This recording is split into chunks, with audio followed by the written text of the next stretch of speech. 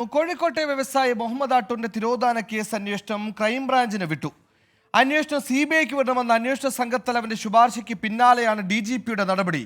തീരുമാനം സ്വാഗതം ചെയ്യുന്നതായി ആട്ടൂരിന്റെ കുടുംബം 24നോട് പറഞ്ഞു.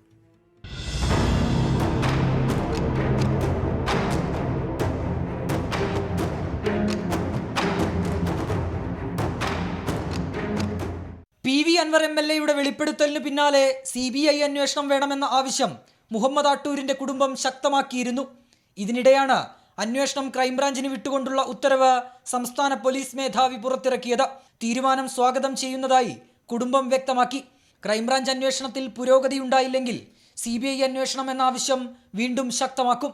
ക്രൈംബ്രാഞ്ച് ഒരു സ്വതന്ത്ര ഏജൻസി ആയതുകൊണ്ട് തന്നെ അതിലൊരു ഇടപെടലുകൾ ഉണ്ടാവില്ല എന്നാണ് നമ്മൾ വിശ്വസിക്കുന്നത്. അപ്പം നമുക്ക് അവരും ഒന്ന് കേസ് അന്വേഷിച്ചിട്ട് ഏത് രീതിയിലാണ് പോകുന്നത് നമുക്ക് മനസ്സിലാവല്ലോ. നമുക്ക് ഈ കഴിഞ്ഞ SITയുടെ അതായത് പോലീസിൽ നിന്ന് കുറേ കാര്യങ്ങൾ ലീക്കാവുന്നുണ്ട്. അത് നമുക്ക് മനസ്സിലായിട്ടുണ്ടായിരുന്നു. അതുകൊണ്ട് തന്നെയാണ് നമ്മളത് വേണ്ടാന്നും പറഞ്ഞത്. പക്ഷേ മുഖ്യമന്ത്രി പറഞ്ഞിരുന്നു ക്രൈംബ്രാഞ്ചിന് കൊടുക്കാമെന്ന്. അപ്പോൾ ആ ആവശ്യം സ്വീകരിച്ചതുകൊണ്ട് നമ്മൾ സന്തോഷിക്കുന്നു. ADGP MR Ajith കുമാറിനുൾപ്പെടെ മാമിയുടെ തിരോധാനത്തിൽ പങ്കുണ്ടെന്നായിരുന്നു PV Anwar MLAയുടെ ആരോപണം.